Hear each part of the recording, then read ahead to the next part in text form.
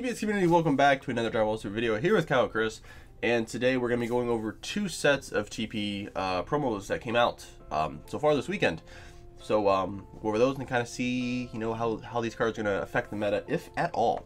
So make sure you guys like, subscribe, hit the bell for notifications. That way you guys can support the channel and always know, stay up to date whenever we post videos.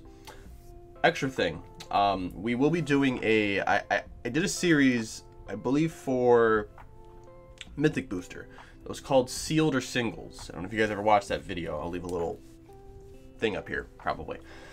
That video, I enjoyed doing that a lot, and the idea of it was to help people figure out if they should be buying Sealed or Singles, a particular product, where that is actually going to be coming back for Ultimate Squad. For whatever reason, I didn't do one for the last set. I don't know why. I thought I did one for Realm of the Gods. Apparently I didn't. I could have swore I did, so I will be making a video for that. Unfortunately, I do need to wait until all the blue reveals happen, which should be this week, as well as the last SCR to actually finally be revealed. I know it was leaked. I'm not going to talk about it yet, but that's also holding up one of the archetype breakdowns that you guys normally see.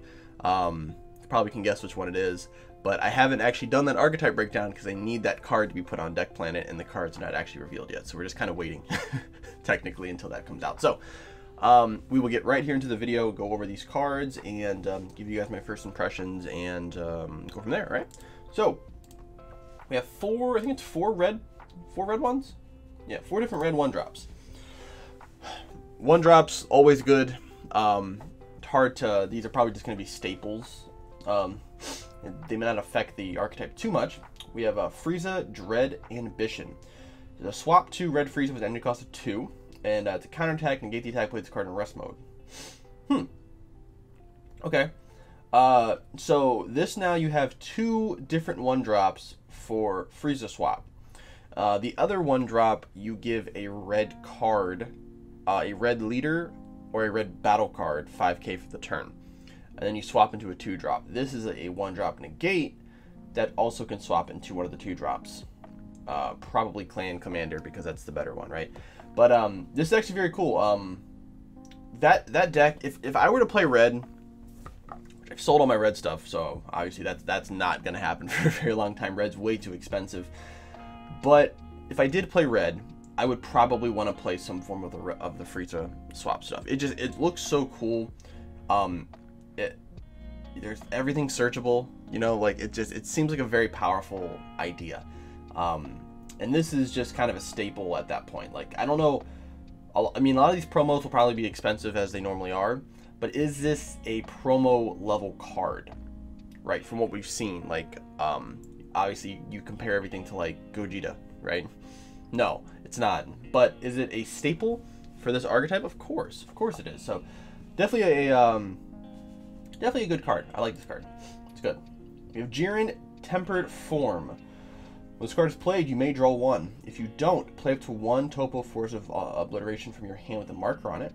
Okay, so we get some Unison play. That's pretty cool. Activate main, limit 1. Send this card from the drop to your warp. Choose up to 1 Topo Force of Obliteration from your Unison area and add a marker to it.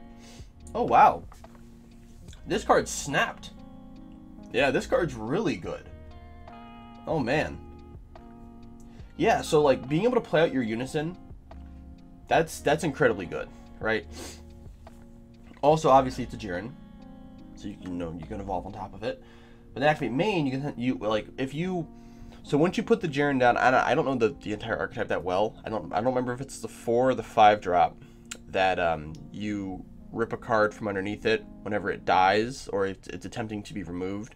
You just rip a card or you take a life, right? So you can take this card and put it in the drop area and then warp it to gain a marker in your Unison. Now, this Unison does gain a lot of markers. That's even if you play the Unison, right? There's builds of this deck that don't even play the Unison. So I'm very interested to see how this actually works in the archetype. So I believe these should be coming out with the next set with Ultimate Squad, right? So we'll have these for the regionals that are being set up right now for Philly, as well as Origins in Columbus, and then probably any online stuff after that. So this will be very cool. Very excited. Baby Parasitic Villainy.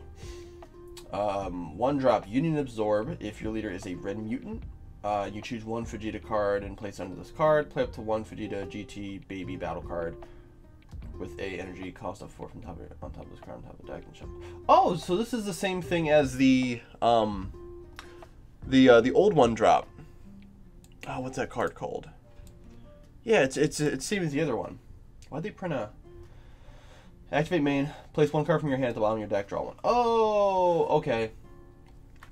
It makes sense. All right. So that's really cool. Okay. So the other baby, the other 1-drop does the same Union Absorb effect, but I believe he only chooses a card from hand.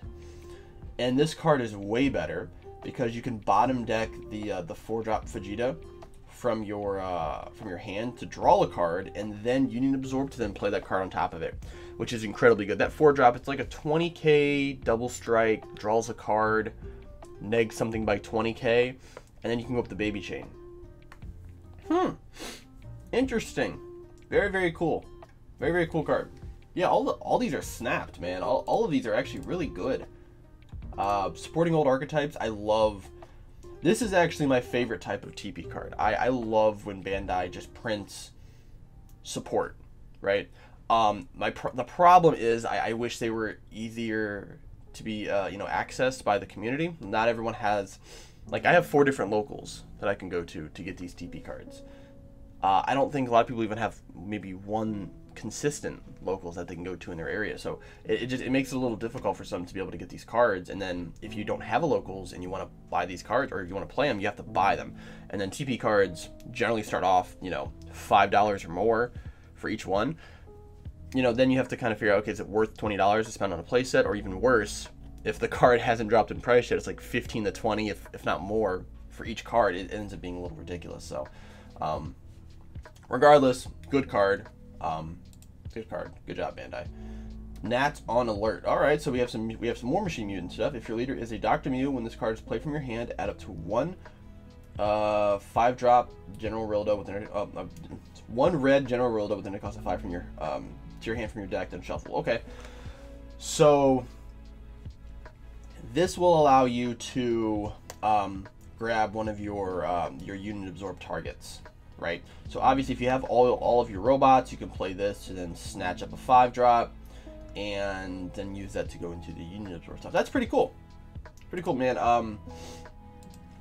This archetype I'm not big on. I agree with a lot of the content creators who made videos about this leader. I think the one that sticks out to me the most is probably Chris from Unix. And we talked about it a lot, where the leader needs to go down to 5 life instead of 6 life. I don't think the leader's just incredibly playable right now and competitive. So, sadly, I don't think this actually really helps that out too much. We needed something that took a life. If one of these robots said, take up to 1 life, and if you do something, it would be a little bit better. But, whatever. Card's great. The card's really good. This is probably the best one. And then this card's very good as well. We just need more. We need more baby targets, I feel like, to make this really good. The problem is that the 30k baby, I think it's called a Paco Grudge, card used to be snap broken. Like, it was one of the best cards you can play in the game. But with Realm of the God extra cards, you can just tap 1 energy and kill it. So it's not as good anymore. So we need some better baby targets. So that's the red stuff. And then we'll go up here to, we have 1 green and then 2 blue and then a reprint. Which reprint is going to be rad. It's Giant Force. I think this card probably deserved a reprint, I guess. Unfortunately, what this tells me is that they're continuously, adding support for Soul Striker again, because this card is probably one of the better unisons for Soul Striker. I think it's slightly better than the dual attack Gogeta. Also just depends on your build, of course, right? But this card, just being able to block 2 attacks, as well as draw a card, so it's like a mini Boo until you actually get your Boo out. It's pretty snapped. It's pretty snapped. So, yeah, it's a cool card. So we'll start with the green card here. Son Goku First Strike, 2-drop unique 5k permanent. During your turn, this card gets 10k power and can attack your opponent's battle cards without barrier in active mode. Oh, it is the Universe 7. Okay, gotcha. Permanent. While your opponent has no battle cards in play, this card gains dual attack. Okay. Pretty good. This card is KO. Draw 1. Play up to 1 green Universe 7 with energy cost of 3 from your hand. Okay. So, this kind of follows the trend of being able to swing at battle cards without barrier. I do agree with this person here. I think this card should be able to swing at barrier, because that's one of the problems with the Champa Beerus stuff, right? You have to swing at battle cards and killing them, and being able to swing at battle cards with barrier, it just forces your opponent to not be able to play cantrips, right? If your opponent can't play cantrips with barrier, granted, there's not a lot, right? There's not a lot of cantrips. There's not a lot of small battle cards that have barrier, at least that are competitive, that you're going to play, right? So, I don't know. It's weird. But it does become a 15k dual attack for free, essentially, because you can play it off your leader. I think you can play this card. Yeah, I think it plays 2 or less. So you should be able to play this. And then you can pay 1 to draw when this card dies, and go into the 3-drop Goku. So, or the 3-drop Vegeta? No, it's Goku. I'm pretty sure it's Goku. So that's cool. Beerus Annihilation's Essence. Permanent. If your leader is blue, reduce the energy cost of this card in your hand by 1. It's a 2 cost. This card can't be KO'd by your opponent's skills during your turn. When this card attacks, KOs an opponent's battle cards, energy cost 2 or more. Play up to 1 Beerus, energy cost of 4 or 5 from your deck on top of this card in active mode. A Beerus card. Okay. Huh. I'm pretty sure there's a really good 5-drop SR Beerus from, like, I don't know what set. Maybe TOP. I don't know. I know there's a 7-drop, but I'm pretty sure there's a 5-drop that's really good too. Again, this is just a weird archetype. I don't like the whole we need to swing at battle cards and kill them to get effects off. It just, I don't know. I think it's kind of dumb. It adds too much variance with stuff. So, yeah. But it's a cool card. I don't think the Whis archetype is ever going to be competitive, at least right now, so I don't think you have to worry about it. Playing this card, and this is basically just if you're playing the God Soul Striker stuff. It's essentially what this is. You're just playing this in Soul Striker. Vegeta for the future. Auto, if your leader is a blue Future Trunks. This card is played. Return 1 of your energy to its owner's hand, then add it to the top card of your deck to your energy in rest mode. Huh. Okay. So it's like a Zeno super combo that you play, and you ramp a life. Blue Future Trunks. Well, they're not talking about the life flip Trunks, because that entire deck doesn't work because of the rulings. So I don't know what they're talking about with this.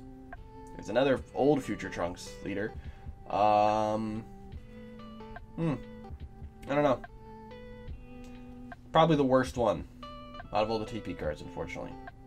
That sucks to say, but I think it's mainly because that blue Future Trunks leader, because of their ruling on the life can't be flipped up, face up, and yeah, you just can't actually function the deck. Like when a card's already flipped face up in your life, it's being revealed, so you can't actually reveal it after that. So the entire archetype just falls apart, because that was the whole point of the deck, is putting cards face up in your life so then you can play them or gain effects off of them, and you can't actually reveal them. So it's kind of dumb. So Vegeta's not very good, so we're just gonna skip Vegeta. The Rad's reprint, it's whatever. Beerus, a cool card, as most of these Beerus cards have been. It's not a good card though, unless somehow someone plays Beerus Soul Striker. But I just don't think it's worth paying 2 energy for this card when you can just pay 3 for the Vegeta that bottom decks 2 cards and it's 20k dual attack. It just seems a little bit better, right? So I'm not a huge fan. And then this card, it's a cool card, but it's a really cool card in a really bad deck, unfortunately. Just green Beerus is just not good. If this said barrier, through barrier, this would be a little bit better. So, still wouldn't make the deck amazing, but it is what it is. So, thank you guys again for watching. Make sure you guys like and subscribe, and I will see you guys in the next video.